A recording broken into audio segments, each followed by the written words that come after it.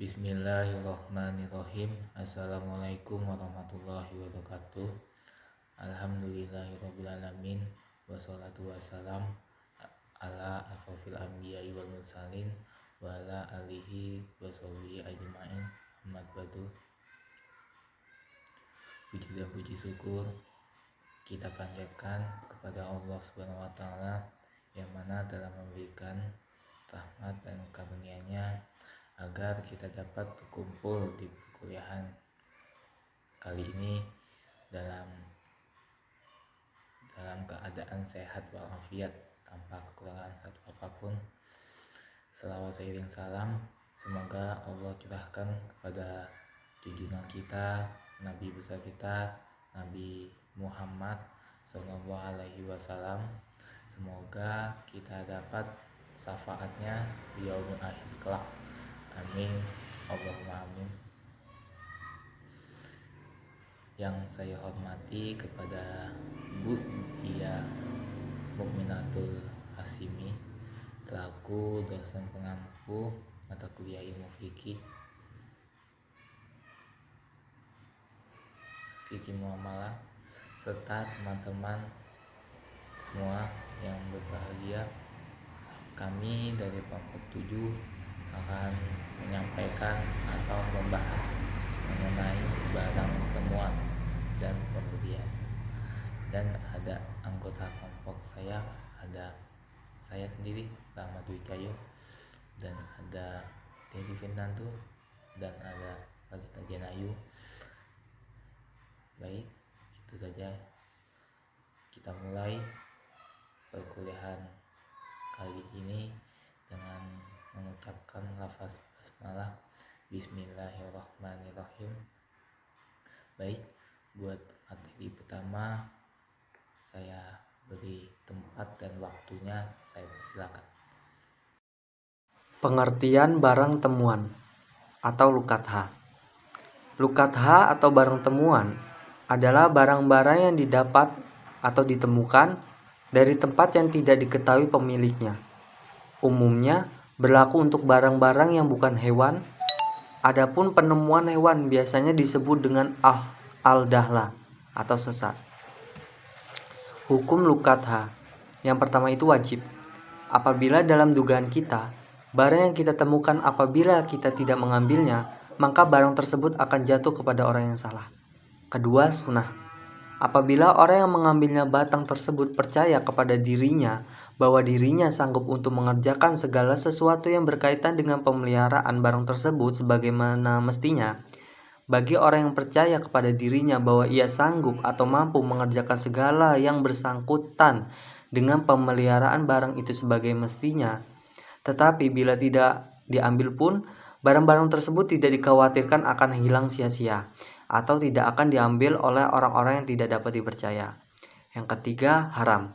Apabila orang yang mengambilnya tidak percaya terhadap dirinya dan dirinya juga menyadari bahwa dirinya mempunyai ketamakan terhadap harta. Syarat rukun lukatha. Adapun rukun lukatha meliputi yang pertama, yang mengambil harus adil. Sekiranya mengambil orang yang tidak adil, hakim berhak mencabut barang itu dari orang tersebut dan memberikannya kepada orang yang adil dan ahli. Begitu juga kalau yang mengambilnya anak kecil, hendaknya diurus oleh walinya. Kedua, barang yang didapat. Sesuatu yang didapat ada 4 macam. Yang pertama, barang yang dapat disimpan lama seperti emas dan perak. Kedua, barang yang tidak tahan lama untuk disimpan. Ketiga, barang yang dapat tahan lama dengan usaha. Keempat, sesuatu yang berhajat dan nafkah. Macam-macam benda yang diperoleh. Yang pertama, benda-benda tahan lama, yaitu benda-benda yang dapat disimpan dalam waktu yang lama. Kedua, benda-benda yang tidak tahan lama, yakni benda-benda yang tidak dapat disimpan pada waktu yang lama. Benda-benda seperti ini boleh dimakan atau dijual supaya tidak tersia-siakan. Bila kemudian baru datang pemiliknya, maka penemu wajib mengembalikannya atau uang seharga benda-benda yang dijual atau dimakan. Yang ketiga, benda-benda yang memerlukan perawatan. Yang keempat, benda-benda yang memerlukan pemberlanjaan seperti binatang. Pada hakikatnya, binatang-binatang itu tidak dinamakan al-qudha, tetapi disebut al-dalalah, yakni binatang-binatang yang tersesat atau kesasar. Mengenalkan benda temuan. Wajib bagi orang yang menemukan sesuatu dan mengambilnya untuk mengamati tanda-tanda yang membedakannya dengan benda-benda lainnya, baik terbentuk tempatnya atau ikatannya. Demikian pula yang berhubungan dengan jenis dan ukurannya, baik ditimbang, ditakar, maupun diukur. Penemuan dan pengembalian barang yang ditemukan berkewajiban pula memelihara benda-benda temuannya, sebagaimana memelihara bendanya sendiri.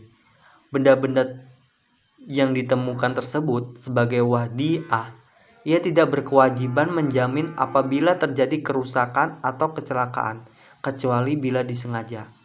Setelah kedua kewajiban tersebut, dia juga berkewajiban mengumumkannya kepada masyarakat dengan berbagai cara, baik dengan pengeras suara, radio, televisi, surat kabar, atau media massa lainnya. Cara mengumumkannya tidak mesti setiap hari, tetapi boleh 1 kali atau 2 kali dalam seminggu, kemudian sekali sebulan, dan terakhir 2 kali 1 tahun.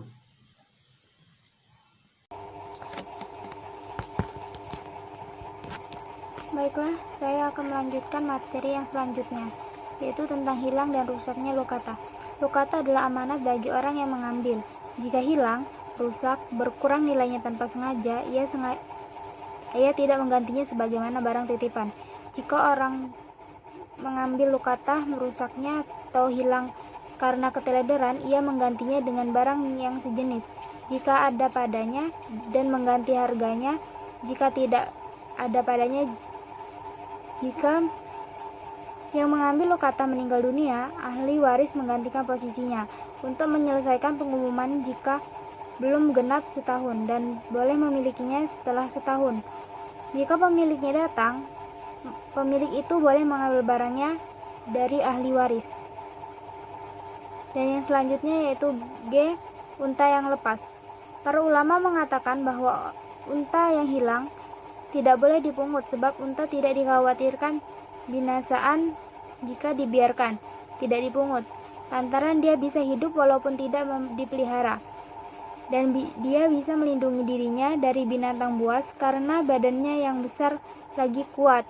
Dari alasan hukum di atas, para ulama mengiaskan semua binatang yang bisa hidup dipelihara dan bisa melindungi dirinya dari binatang buas, maka jika binatang tersebut hilang, haram hukumnya memungutnya, seperti sapi, kijang, kuda, burung-burung yang halal, dan sebagainya.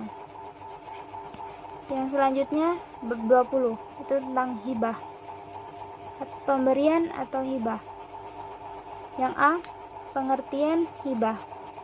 Hibah secara bahasa berasal dari kata wahaba yang berarti lewat dari suatu tangan ke tangan yang lain, atau dengan arti kesadaran untuk melakukan kebaikan, atau diambil dari kata hubub al-rih, angin yang berhembus.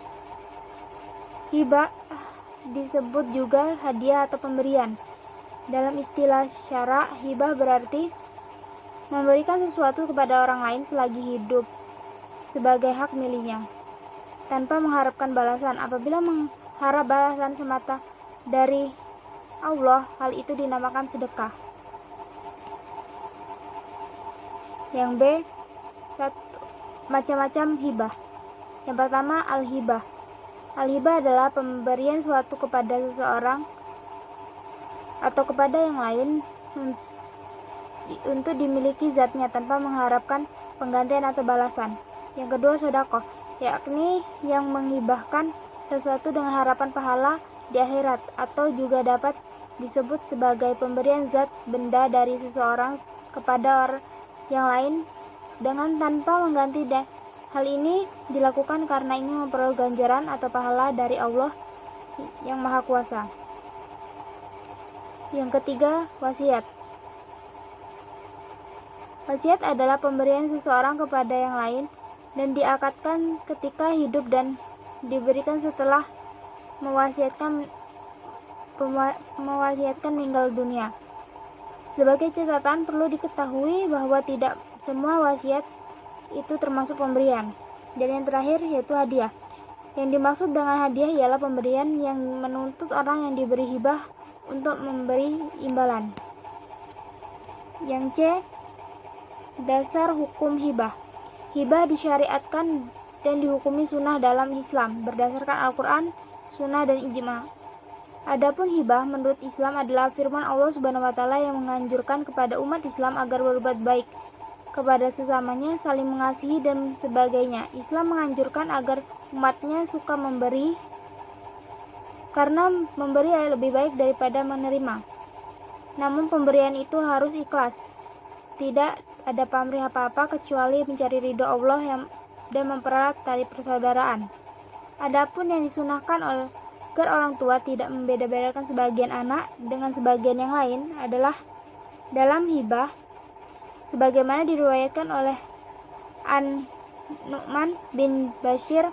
Dia berkata, ayah saya memberiku hibah, lalu dia mendatangi Rasulullah SAW dan berkata, ya Rasulullah, saya memberi anak saya satu pemberian. Dan ibunya berkata, dia tidak ridho sebelum saya bertemu dengan Rasulullah. Lalu Nabi bertanya kepadanya, apakah kamu memberi semua anakmu seperti itu? Dia menjawab, tidak ya Rasulullah. Rasul bersabda, takutlah kamu kepada Allah dan berbuat adillah di antara anakmu. Bukankah kamu gembira jika mereka bersama-sama mendapat kebajikan? Dia menjawab, tentu ya Rasulullah. Nabi Muhammad SAW menjawab, mengapa tidak kamu lakukan? Jika dia membedakan antara anak-anaknya dan dalam hibah, maka akad nikahnya tetap sah sesuai dengan hadis yang diriwayatkan oleh An-Nu'man bahwa Nabi bersabda, berikan saksi kepada ini selain saya. Seandainya akad tidak sah, pastilah Nabi akan menjelaskan dan tidak menyuruhnya mencari saksi selain beliau. Sekian penjelasan dari saya kembalikan ke moderator. Baik, terima kasih Saudari Fadita Dian Ayu Jamil yang telah menyampaikan materinya. Semoga materi yang telah disampaikan semoga bermanfaat bagi kita semua. Amin. Amin. Selanjutnya materi ketiga akan disampaikan atau dibawakan oleh saya sendiri. Baik, saya akan melanjutkan dari materi 2. D. Mencabut pemberian. Jumhur ulama berpendapat bahwa mencabut hibah itu hukumnya haram, kecuali hibah kepada orang tua terhadap anaknya. Baik, selanjutnya yaitu E. Pemberian bersyarat. Apabila hibah dikaitkan dengan suatu syarat seperti syarat pembatasan penggunaan barang oleh pihak penghibah kepada pihak penerima hibah, maka syarat tersebut tidak sah, terbaik sekalipun hibahnya itu sendiri sah. Selanjutnya F. Pemberian umroh dan rukbah. Di sini umroh itu dalam pengertian yaitu hibah yang disertai waktu, dan rukbah itu bisa dibilang hibah yang disertai syarat penguasaan, seperti itu. Selanjutnya G. Pemberian dalam hibah. Pemberian dalam hibah itu kita cari tahu hibahnya dulu. Hibah adalah meminta untuk menikahi seseorang atau perempuan, atau mengajak perempuan tersebut untuk menikah. Dalam pemberian hibah biasanya yang diberikan contohnya seperti cincin, kalung, atau gelang, atau uang tunai, atau semacamnya. Itu dalam bentuk hibah, pemberian pada perempuan tersebut, seperti itu. Selanjutnya yaitu H. Hikmah dalam hibah. Hikmah yang kita dapat dalam hibah adalah yang pertama, menghidupkan semangat kebersamaan dan saling tolong menolong dalam kebaikan. Kedua, menumbuhkan sifat kedermawanan dan mengikis sifat bakhil dalam diri kita. Tiga, menimbulkan sifat-sifat terpuji seperti saling menyayangi antar sesama manusia, ketulusan korban untuk berpentingan orang lain, dan menghilangkan sifat-sifat tercela yang buruk seperti rakus, masa bodoh pada orang lain, kebencian, dan masih banyak yang lainnya. Yang keempat, pemerataan pendapatan menuju terciptanya stabilitas sosial yang mantap. Yang terakhir, kelima, mencapai keadilan dan kemakmuran yang merata. Sekian, itu saja yang bisa saya sampaikan mengenai pemateri pada siang ini, mengenai barang temuan dan kemudian semoga apa yang disampaikan kepada kelompok 7 ini bisa bermanfaat bagi teman-teman semua. Semoga bisa diambil hikmahnya dan semoga bisa disampaikan dengan baik kepada audiens. Semoga itu saja yang bisa saya sampaikan. Lebih kurangnya saya mohon maaf apabila ada kekurangan atau kesalahan atau semacamnya. Itu kesalahan dari pribadi saya sendiri. Saya akhiri. Wabillahi taufiq wal hidayah. Wassalamualaikum warahmatullahi wabarakatuh.